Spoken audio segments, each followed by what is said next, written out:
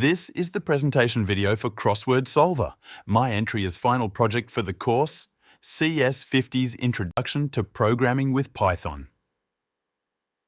The scope of the program is to find all the possible answers for a crossword puzzle when you knows only some of the letters for the word to be solved. Possible answers will be searched in a list of words provided by Brooke Husick and Enrique Henestroza Anguiano. For more information about the list, see the website Spread the Word list, linked in description. Let's see how to use Crossword Solver.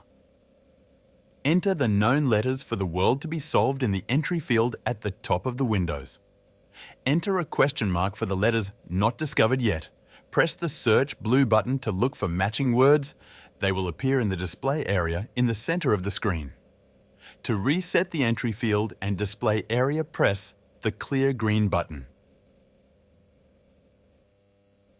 The software will look for ordinary words that you can find in dictionaries and also names of people, places, books, films and songs.